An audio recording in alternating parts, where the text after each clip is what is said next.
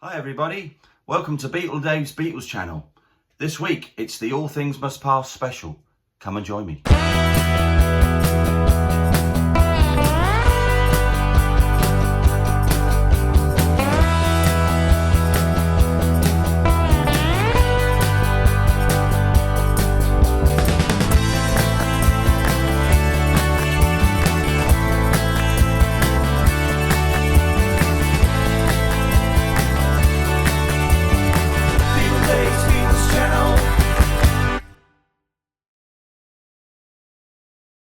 Hi everybody and welcome to Dave's Beatles channel, the All Things Must Pass special.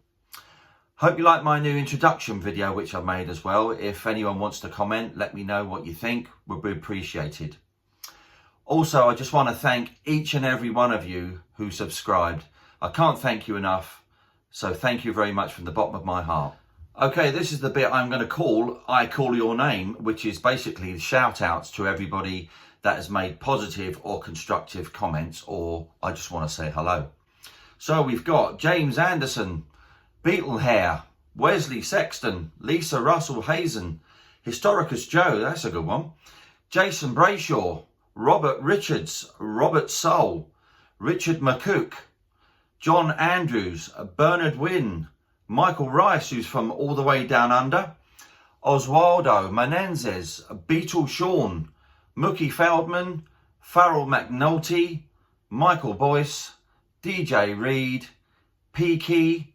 Tom Demi, hi Tom, Magical Mystery Mike, who's got a great channel going on over on YouTube. If you want to visit his channel, fantastic, very similar to what I'm doing.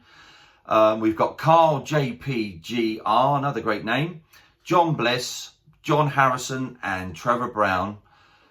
Thank you guys, some great comments in there, appreciate that, thank you very much. Okay, so without further ado, we are going to start looking at these All Things Must Pass box sets which I have in my collection. We have UK, we have USA, we have Australian original sets and more coming up. Stay with me. Okay, so here it is, George Harrison's All Things Must Pass, an original 1970, UK 1970 pressing. Textured back. There's the inside. This is the one with the orange backing. Doesn't have no Eric Clapton credit on the inside notes there. So here's the original poster with the Made in Great Britain and the catalogue number STCH 639.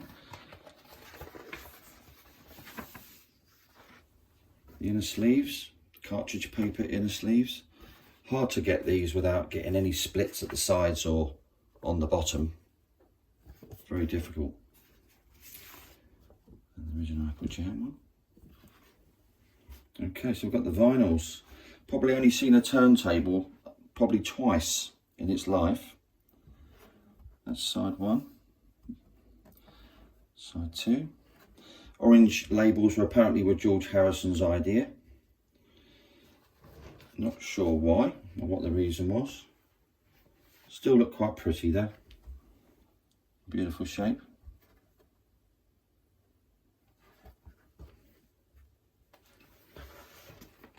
And finally, record 3. There we are. Okay, so here is my second pressing of All Things Must Pass. Still a textured back. There's the spine. Nice clean front. But interestingly, has a white backing on the right hand side as opposed to the orange one. There's still no Eric Clapton credit on the left. Everything else is pretty much the same as posters and inner sleeves go. They're all exactly the same. All the inner sleeves ever made were actually made in the USA. That's another UK poster. Also interesting to note is that on the very first pressing at the bottom, it actually says recorded in England, which is something probably come from the US pressing. So the original first pressings that were available in the UK were actually an American box, which was about 12mm in thickness, with UK vinyls which had recorded in England on them. These ones don't have that. These boxes are about 17mm thick, which is a genuine UK box. And the final one. So basically these two UK pressings I have here are virtually identical, apart from the white backing on the back of the box. Okay, so there's my two UK original All Things Must Pass box sets there. Interesting to note that it was the first triple box set released by a major artist. Fantastic work by George. The sound quality of these British pressings are absolutely fantastic. You've got the original mix there, the Spectorized mixed. Sounds pretty clear, pretty decent, but it's obviously not as clear as the recent 50th anniversary edition. But still, it was of its time and it still sounds great. Let's move on to the US edition. Okay, so here is the US edition of All Things Must Pass. 12mm spine. Quite a shiny feeling back, no texture. As we open it up, it's completely orange. There's no false backing. But on the left hand side, hopefully you can see, there's an Eric Clapton credit. And this one's made in US. Okay, so here's the poster. Not one, but there was two in that set. Quite amazing. There's George. So you've got your standard poster, slightly more textured this one. And you've got the catalogue number on the bottom right. Made in USA. Once again, the same inners as previously seen in the UK copies. Always hard to get ones without splits on them.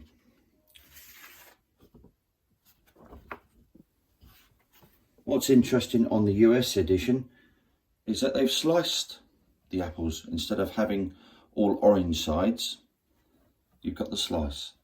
And they've also kept the All Things Must Pass text type on this label. I quite like these labels, gotta say. These are nice labels. There's record 2. Sliced apple again. Okay, and there's record 3. Slightly darker label possibly there, the Apple Jam label. Slightly darker. Okay, just to sum up there with the US album, still a nicely pressed set. Still sounds great if you like the Spectorized version. Slightly muddy sound-wise, but still a great sounding set. There we are. Okay, moving on to this pressing. This is an Australian pressing. It's a laminated front. It's a laminated back. There's a spine. This is what they call a trifold sleeve, in that it opens up like that. And you have the textured inners already in the sleeve. And they open from the top. Same colour on the inside as well.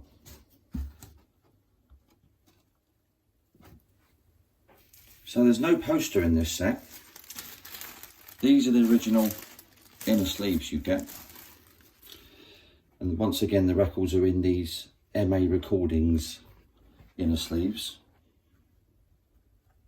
which are fantastic. This is a lovely thick press. Sounds great. Sounds very nice. Good quality pressing. There's record 2. And a bit of a mark on that side, sadly. Not one that you can feel though. Side 4. Final Apple Jam, disc 3. Slightly lighter, this label, but looks great though. So just to quickly sum up, fantastic set this one, really do like this one. I know some other countries actually issued this tri sleeve, but it's a very nice copy, sounds great.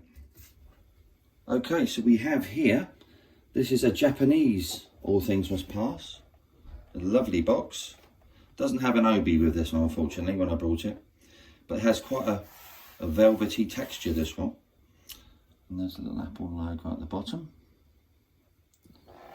Once again, it has an orange, completely orange inside. Has the Eric Clapton credit on this as well. There's a spine. It's almost slightly green. Has an information sheet with this set. And also the poster, as you would expect. These vinyls are fabulously pressed on red vinyl. Absolutely wonderful. Sliced apples. That's beautiful. Record 2. Once again, sliced apple. And the final apple jam label there. So this set actually came with these plastic inners along with the original cartridge type as well. Slightly different colour with that one and the third one. Okay, just to sum up there with the Japanese box set. I'm not sure when this set was made actually. It's probably, I would say, around about mid-70s. I don't know if it's an original early 70s set. It may well be, I don't know. But it's fantastic on red vinyl. It really is a beautiful set and worth seeking out if you can get one. Okay, so here we have an original 8-track sealed set of All Things Must Pass. There's the side and the bottom. 2 8-track tapes. There we are. There's all the track listing on the back there. And also an original cassette, double cassette pack sealed. Both in fantastic condition. There we are. So here we have the original first CD issue of All Things Must Pass. This was around, I believe, about 1987-88 on the Parlophone label. And the CD too.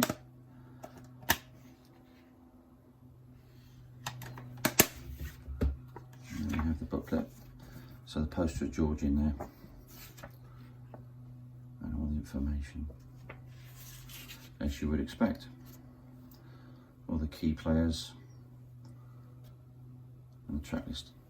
Okay, so here we have the remastered 30th anniversary edition. This is the vinyl edition, which is still sealed. And there's the CD counterpart. This is remastered and obviously overseen by George Harrison. Has new liner notes by George and is still a 3-album set of the original. Obviously different pictures of the landscape changing. There's the CD box and the inside and the back. And you have the changing landscape on the disc sleeves and the booklet.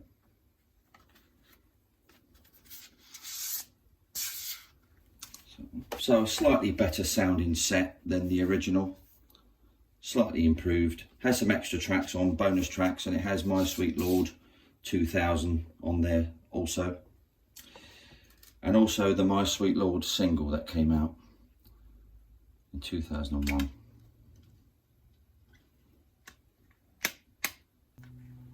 Okay, so here's the Record Store Day set from the 26th of November 2010.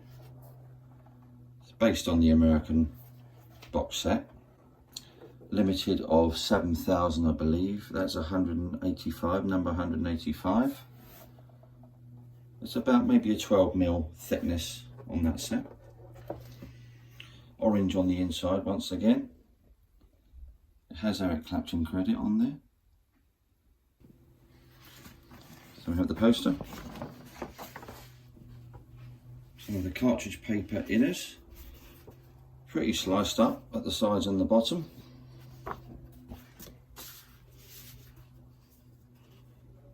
All split on the sides.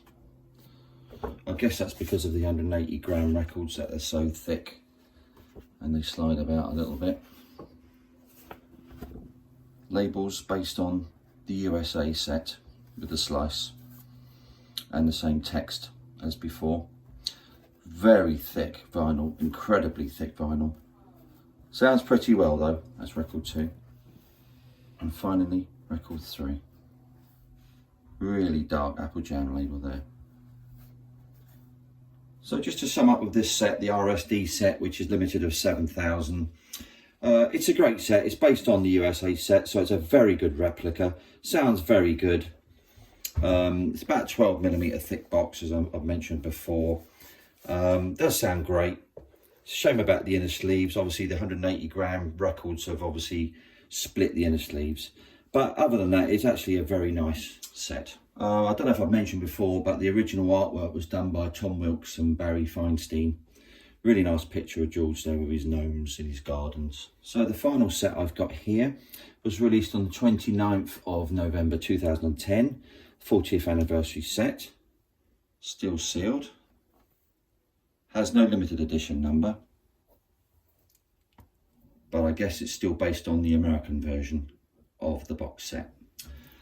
So we have the players that were playing on this album: Eric Clapton, Ringo Starr, Klaus Voormann, Gary Wright, Badfinger, Pete Drake, Gary Brooker, Dave Mason, Jim Gordon, Bobby Whitlock, Billy Preston, and many more players that helped George to conceive and record this album.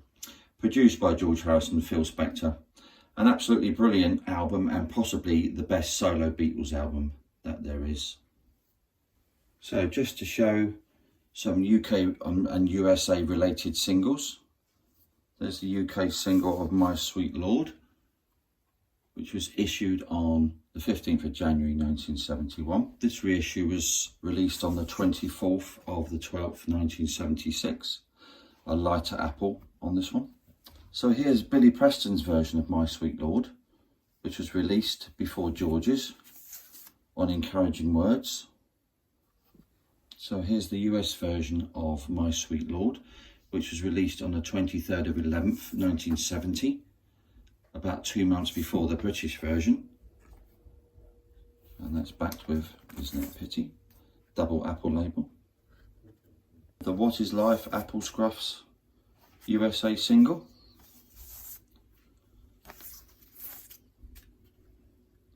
Second single lifted from the album in the US. My Sweet Lord 30th anniversary promo.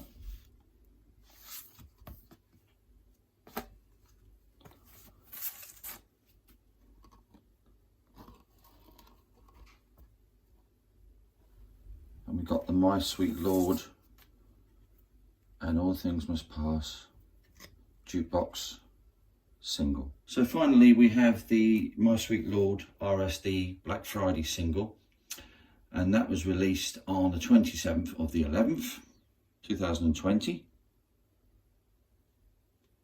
Nice looking single. Still sealed, this one. This is something you don't see every day. Here's a set of 6 unused labels for All Things Must Pass, UK EMI unused labels. Very rare to see.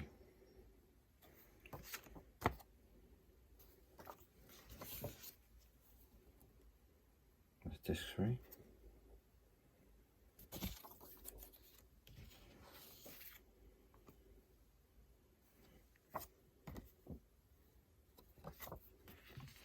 Disc 5. These would have been machine stamped on the albums as they were pressed. There we are. Okay, so I hope you've all enjoyed what I've covered today. So thank you all for watching. Please don't forget to give us a like if you like what I'm doing. Subscribe and hit that notification bell so you don't miss out on future videos. Okay, so just before I finish, I'd just like to mention that the next 2 videos coming up will be a Wonderwall special and the Liverpool Beatles Convention special. So hopefully you'll be able to join me for those. This is Beatle Dave signing off. Beatle Dave's Beatles channel.